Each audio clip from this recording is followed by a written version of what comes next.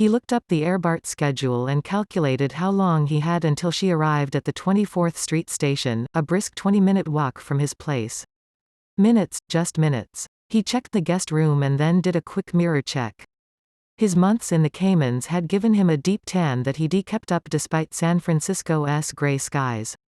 He still looked like a surfer, albeit with just a little daddy paunch. He'd gained more weight through his wife's pregnancies than she had, and only hard aneurysm-inducing cycling over and around Potrero Hill had knocked it off again.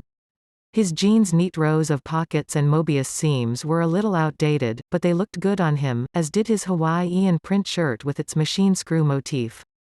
Finally he plopped down to read a book and waited for Suzanne, and managed to get through a whole page in the intervening 10 minutes. "Kettlebelly," she hollered as she came through the door.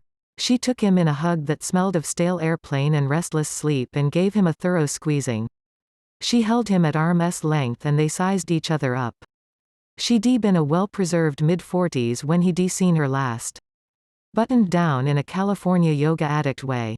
Now she was years older, and her time in Russia had given her a forest of smile lines at the corners of her mouth and eyes. She had a sad, wise turn to her face that he'd never seen there before, like a painted pietà. Her hands had gone a little wrinkly, her knuckles more prominent, but her fingernails were beautifully manicured and her clothes were stylish, foreign, exotic and European.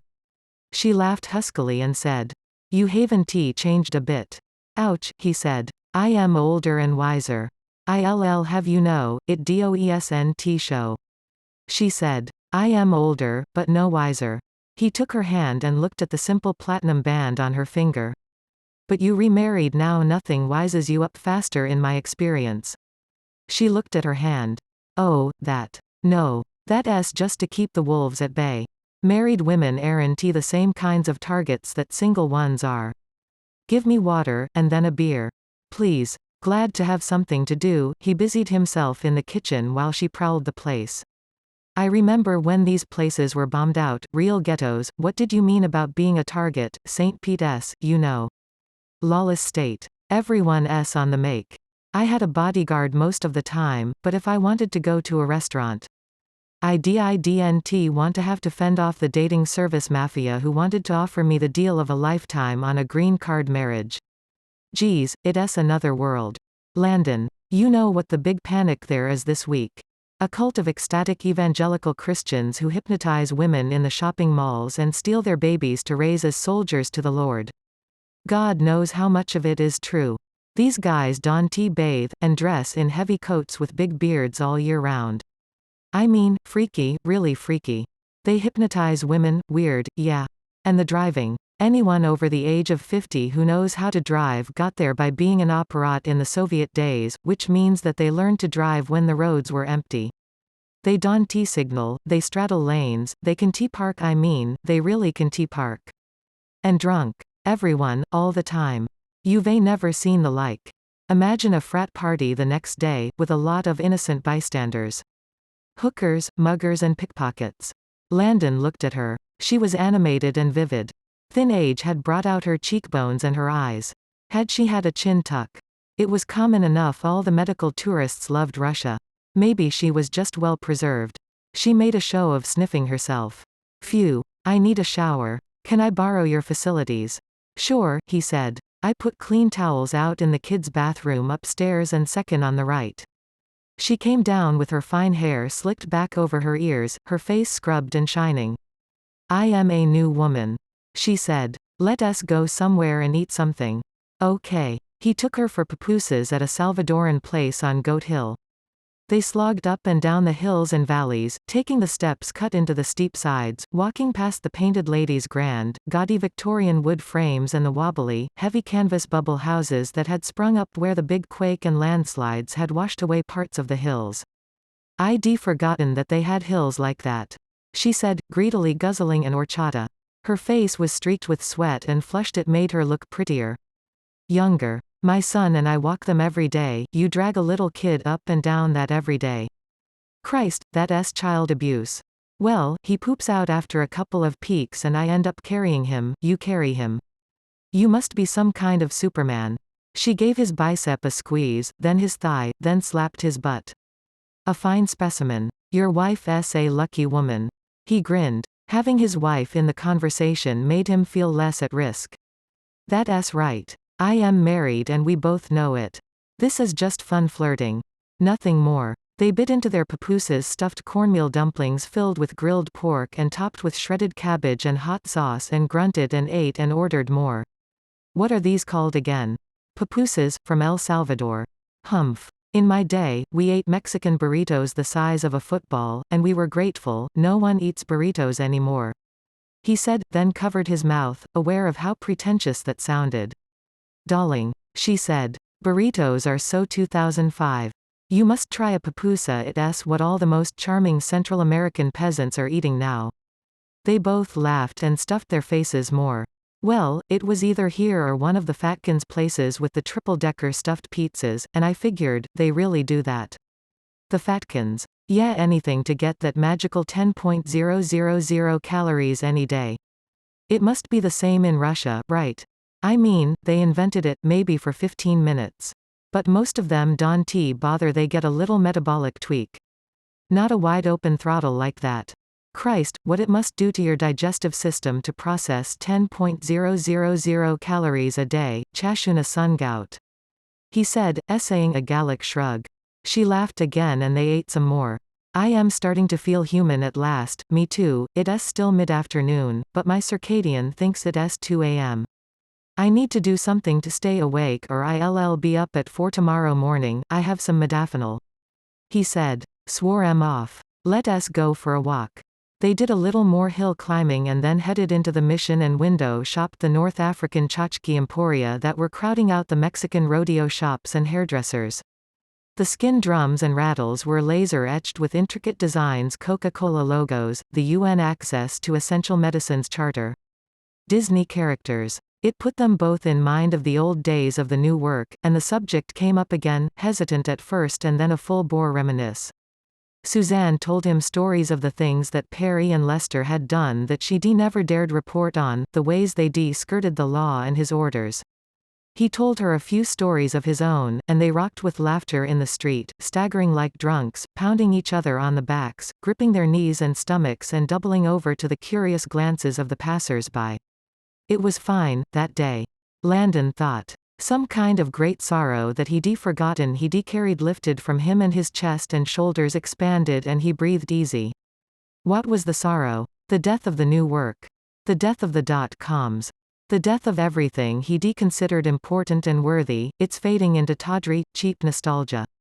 They were sitting in the grass in Dolores Park now, watching the dogs and their people romp among the robot pooper scoopers. He had his arm around her shoulders, like war buddies on a bender, he told himself, and not like a middle-aged man flirting with a woman he hadn't seen in years. And then they were lying down, the ache of laughter in their bellies, the sun on their faces, the barks and happy shouts around them. Their hands twined together, but that was friendly too. Arab men held hands walking down the street as a way of showing friendship. Now their talk had banked down to coals, throwing off an occasional spark when one or the other would remember some funny anecdote and grunt out a word or two that would set them both to gingerly chuckling. But their hands were tied and their breathing was in sync, and their flanks were touching and it wasn't just friendly. Abruptly, she shook her hand free and rolled on her side. Listen, married man. I think that's enough of that. He felt his face go red. His ears rang. Suzanne, what he was sputtering. No harm no foul, but let us keep it friendly, all right. The spell was broken, and the sorrow came back. He looked for the right thing to say. God, I miss it. He said. Oh, Suzanne. God. I miss it so much, every day. Her face fell. Too. Yeah, she looked away. I really thought we were changing the world, we were. He said. We did, yeah, she said again. But it didn't matter in the end, did it? Now we re-older and our work is forgotten and it's all come to nothing. Petersburg is nice, but who gives a shit? Is that what I am going to do with the rest of my life, hang around Petersburg blogging about the mafia and medical tourism? Just shoot me now, I miss the people. I'd meet 10 amazing creative geniuses every day at least. Then I'd give them money and they'd make amazing stuff happen with it. The closest I come to that now is my kids, watching them learn and build stuff, which is really great. Don't get me wrong, but it's nothing like the old days. I miss Lester. And Perry. Jan. The whole gang of them. Really. She propped herself up on one elbow and then shocked him by kissing him hard on the cheek. Thanks. Kettlebelly. Thank you so much for putting me in the middle of all that. You changed my life, that's for sure. He felt the imprint of her lips glowing on his cheek and grinned. Okay, here's an idea. Let us go buy a couple bottles of wine, sit on my patio, get a glow on, and then call Perry and see what he's up to. Oh, that's a good one. She said. That's a very good one. A few hours later, they sat on the Horsehair Club sofa in Kettlewell's living room and hit a number he'd never taken out of his speed dial. Hi, this is Perry. Leave a message, Perry.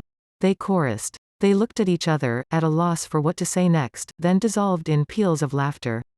Perry, it's Suzanne and Kettlebelly. What the hell are you up to? Call us. They looked at the phone with renewed hilarity and laughed some more. But by the time the sun was setting over Potrero Hill and Suzanne's jet lag was beating her up again, they both descended into their own personal funks. Suzanne went up to the guest room and put herself to bed, not bothering to brush her teeth or even change into her nightie. Perry touched down in Miami in a near coma, his eyes gummed shut by several days' worth of hangovers chased by drink. Sleep deprivation made him incoordinated, so he tripped twice deplaning, and his voice was a barely audible rasp, his throat sore with a cold he'd picked up in Texas or maybe it was Oklahoma. Lester was waiting beyond the luggage carousels, grinning like a holy fool. Tall and broad-shouldered and tanned, dressed in Fatkin's pimped-out finery, all tight stretch fabrics and glitter. Oh man, you look like shit. He said, breaking off from the Fatkin's girl he'd been chatting up. Perry noticed that he was holding his phone, a sure sign that he'd gotten her number. 10, Perry said, grinning through the snotty room of his cold. 10 rides, 10 rides.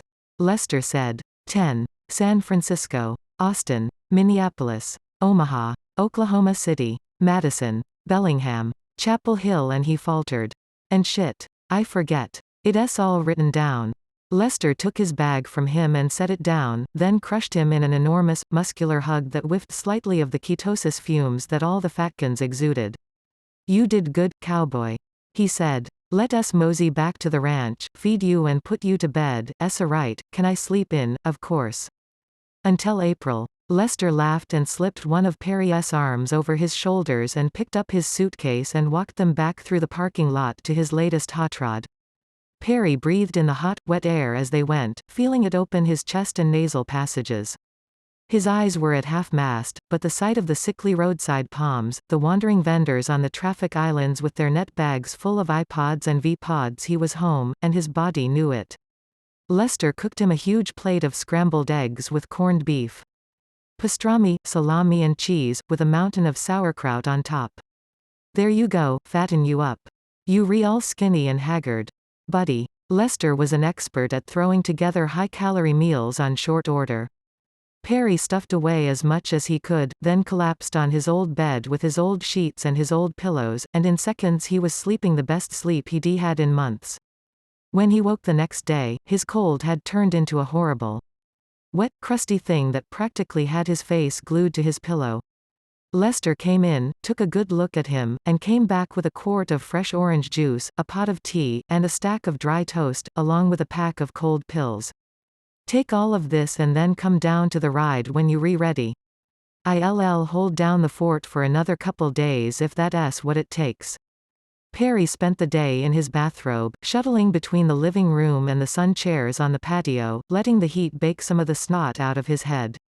Lester's kindness and his cold made him nostalgic for his youth, when his father doted on his illnesses. Perry's father was a little man. Perry, no giant himself, was taller than the old man by the time he turned 13. His father had always reminded him of some clever furry animal, a raccoon or badger. He had tiny hands and his movements were small and precise and careful. They were mostly cordial and friendly, but distant.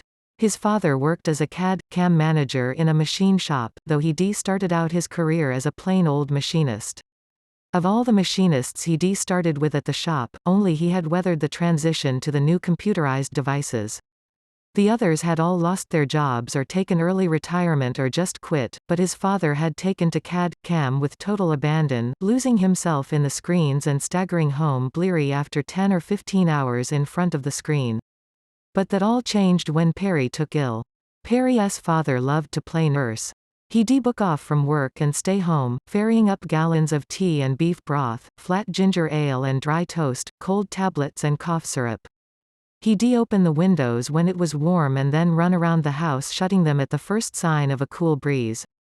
Best of all was what his father would do when Perry got restless. He and Perry would go down to the living room, where the upright piano stood.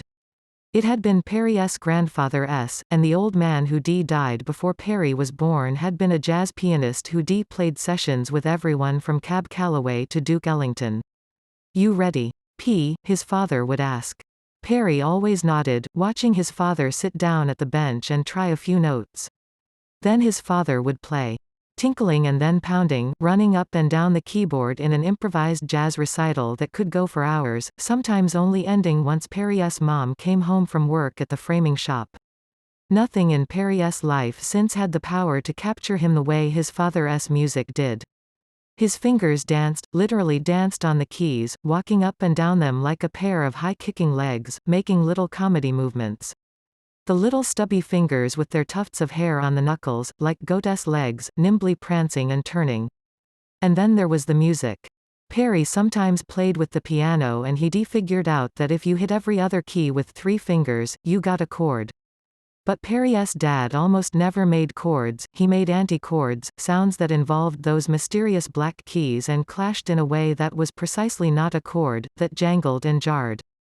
The anti-chords made up anti-tunes. Somewhere in the music there'd be one or more melodies, often the stuff that Perry listened to in his room, but sometimes old jazz and blues standards. The music would settle into long runs of improvisational noise that wasn't quite noise. That was the best stuff, because Perry could never tell if there was a melody in there. Sometimes he'd be sure that he had the know of it, could tell what was coming next, a segue into Here Comes the Sun or Let the Good Times Roll or Merrily We Roll Along. But then his father would get to that spot and he'd move into something else, some other latent pattern that was unmistakable in hindsight. There was a joke his dad liked. Time flies like an arrow, fruit flies like a banana. This was funny in just that way, you expected one thing, you got something else, and when your expectations fell apart like that, it was pure hilarity. You wanted to clutch your sides and roll on the floor sometimes, it was so funny. His dad usually closed his eyes while he played, squeezing them shut, letting his mouth hang open slightly. Sometimes he grunted or scattered along with his playing, but more often he grunted out something that was kind of the opposite of what he was playing. Just like sometimes the melody and rhythms he played on the piano were sometimes the opposite of the song he was playing, something that was exactly and perfectly opposite, so you couldn't hear it without hearing the thing it was the opposite of. The game would end when his dad began to improvise on parts of the piano besides the keys. Knocking on it, reaching in to pluck its strings like a harp, rattling Perry's teacup on its saucer just so. Nothing made him feel better faster. It was a tonic, a fine one, better than pills and tea and toast, daytime TV and flat ginger ale. As Perry got older, he and the old man had their share of fights over the normal things. Girls. Partying. School. But every time Perry took ill, he was transported back to his boyhood and those amazing piano recitals, his father's stubby fingers doing their comic high kicks and pratfalls on the keys, the grunting anti-song in the back of his throat. Those crazy finales with teacups and piano strings.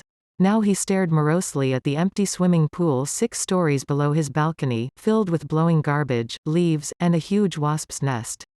His father's music was in his ears, distantly now and fading with his cold. He should call the old man, back home in Westchester County, retired now. They talked only rarely these days, 3 or 4 times a year on birthdays and anniversaries. No fight had started their silence, only busy lives grown apart. He should call the old man, but instead he got dressed and went for a jog around the block. Trying to get the wet sick wheeze out of his whistling breath, stopping a couple times to blow his nose. The sun was like a blowtorch on his hair, which had grown out of his normal duckling fuzz into something much shaggier. His head baked, the cold baked with it, and by the time he got home and chugged a quart of orange juice, he was feeling fully human again and ready for a shower, street clothes and a turn at the old ticket window at work. The queue snaked all the way through the market and out to the street, where the line had a casual, party kind of atmosphere. The market kids were doing a brisk business in popsicles, homemade colas, and clever origami stools and sunbeds made from recycled cardboard. Some of the kids recognized him and waved, then returned to their hustle. He followed the queue through the stalls. The vendors were happier than the kids, if that was possible, selling stuff as fast as they could set it out. The queue had every conceivable kind of person in it, old and young, hipsters and conservative raw-boned Southerners. Latina moms with their babies. Stone-faced urban homeboys. Crackers, and Miami Beach queers in pastel shorts. There were old Jewish couples and smartly turned-out European tourists with their funny two-tone shag cuts and the filter masks that they smoked around. There was a no-fooling Korean tour group, of the sort he'd seen now and again in Disney World, led by a smart lady in a sweltering little suit, holding an umbrella over her head. "Lester, what the fuck?" he said, grinning and laughing as he clapped Lester on the shoulder, taking a young mall goth's $5 out of a hand whose fingernails were painted with chipped black polish. "What the hell is going on here?" Lester laughed. "I was saving this for a surprise. Buddy. Record crowds growing every day. Their SA line up in the morning no matter how early I open and no matter what time I close. I turn people away, how do they all find out about it?" Lester shrugged. "Word of mouth," he said. "Best advertising you can have. Shit. Perry, you just got back from 10 cities where they want to clone this thing. How did they find out about it?" Perry shook his head and marveled at the queue some more. The Korean tour group was coming up on them, and Perry nudged Lester aside and got out his ticket roll, the familiar movements lovely after all that time on the road. The tour guide put a stack of 20s down on the counter. "I got 50 of 'em," she said. "That's $250. She had an American accent, somewhere south of the Mason-Dixon line. Perry had been expecting a Korean accent, broken English. Perry riffled the bills. "I'll take your word for it." She winked at him. They got off the plane and they were all like, "Screw Disney, we have one of those in Seoul, what's new, what's American. So I took them here. You guys totally rock." He could have kissed her. His heart took wing. "In you go," he said. "Lester will get you the extra ride vehicles, they all in there already." He said. "I've been running the whole fleet for 2 weeks and I've got 10 more on order." Perry whistled. "You shoulda said," he said, then turned back to the tour guide. "It might be a little bit of a wait, 10-15 minutes." Lester said. "No problem," she said. "They'll wait till Kingdom Come, provided there's good shopping to be had." Indeed, the tour group was at the center of a pack of vendor kids, hawking busts and tattoos, contacts and action figures, kitchenware and cigarette lighters. Once she was gone, Lester gave his shoulder another squeeze. "I hired 2 more kids to bring the ride cars back around to the entrance." When Perry had left, that had been a once daily chore, something you did before shutting down for the night. "Holy crap," Perry said, watching the tour group edge toward the entrance, slip inside in 1s and 2s. "It's amazing, isn't it?" Lester said. "And wait till you see the ride." Perry didn't get a chance to ride until much later that day, once the sun had set and the last market stall had been shut and the last rider had been chased home, when he and Lester slugged back bottles of flat distilled water from their humidity still and sat on the ticket counter to get the weight off their tired feet. "Now we ride," Lester said. "You going to love this." The first thing he noticed was that the ride had become a lot less open. When he left, there'd been the sense that you were in a giant room, all that dead Walmart with little exhibits spread around it, like the trade floor at a monster car show. But now the exhibits had been arranged out of one another's sight lines, and some of the taller pieces had been appended to form baffles. It was much more like a Carney haunted house trade show floor now. The car circled slowly in the first room, which had accumulated a lot of junk that wasn't mad inventions from the heyday of new work. There was a chipped doll cradle, and a small collection of girls' dolls, a purse spilled on the floor with photos of young girls clowning at a birthday party. He reached for the joystick with irritation and slammed it toward -1. What the hell was this crap? Next was a room full of boys' tanks and cars and trading cards, some in careful packages and frames. Some lovingly scuffed and beaten up. They were from all eras, and he recognized some of his beloved toys from his own boyhood among the mix. The items were arranged in concentric rings, one of the robot's default patterns for displaying materials around a writhing tower of shuddering domestic robots that had piled one atop the other. The vogue for these had been mercifully brief. But it had been intense, and for Perry, the juxtaposition of the cars and the cards, the tanks and the robots made something catch in his throat. There was a statement here about the drive to automate household chores and the simple pleasure of rolling an imaginary tank over the imaginary armies of your imaginary enemies. So, too, something about the collecting urge, the need to get every card in a set, and then to get each in perfect condition, and then to arrange them in perfect order, and then to forget them altogether. His hand had been jerking the joystick to +1 all this time, and now he became consciously aware of this. The next room had many of the old inventions he remembered, but they were arranged not on gleaming silver tables, but were mixed in with heaps of clothing, mountains of the brightly colored ubiquitous T-shirts that had gone hand in hand with every new work invention and crew. Mixed in among them were some vintage tees from the dot-com era, and perched on top of the mountain, staring glassily at him, was a little girl doll that looked familiar. He was almost certain that he'd seen her in the first doll room. The next room was built out of pieces of the old kitchen display, but there was disarray now, dishes in the sink and a plate on the counter with a cigarette butted out in the middle of it. Another plate lay in 3 pieces on the linoleum before it. The next room was carpeted with flattened soda tins that crunched under the chair's wheels. In the center of them, a neat workbench with ranked tools. The ride went on, each room utterly different from how he'd left it, but somehow familiar too. The ride he'd left had celebrated the new work and the people who'd made it happen, and so did this ride, but this ride was less linear, less about display, more, it's a story. He said when he got off. I think so too. Lester said. It's been getting more and more story-like. The way that doll keeps reappearing. I think that someone had like 10 of them and just tossed them out at regular intervals, and then the +1ing snuck one into every scene. It's got scenes. That's what they are. Scenes. It's like a Disney ride, one of those dark rides in Fantasyland. Except those suck and our ride rocks. It's more like Pirates of the Caribbean, have it your way. Whatever, how freaking weird is that? Not so weird. People see stories like they see faces in clouds. Once we gave them the ability to subtract the stuff that felt wrong and reinforce the stuff that felt right, it was only natural that they de-anthropomorphize the world into a story. Perry shook his head. You think, we have this guy, a cultural studies professor who comes practically every day.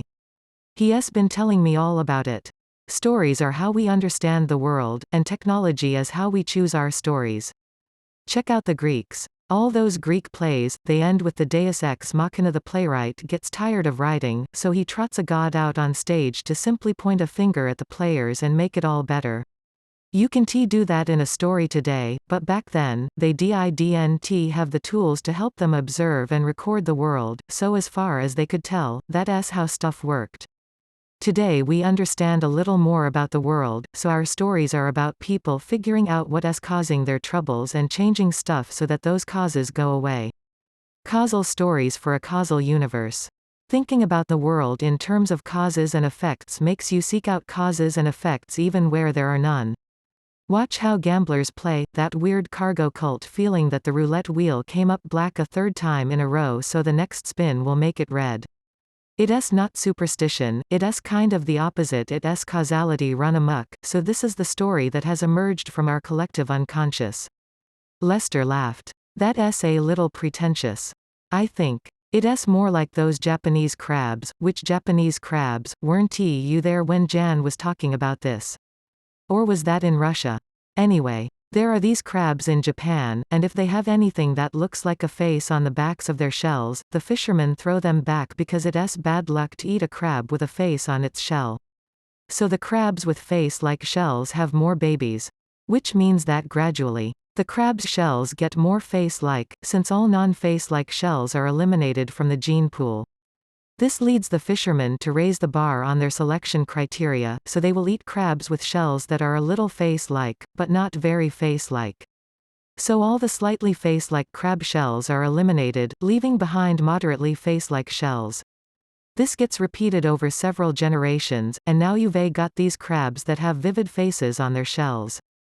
We let our riders eliminate all the non-story-like elements from the ride, and so what's left behind is more and more story-like.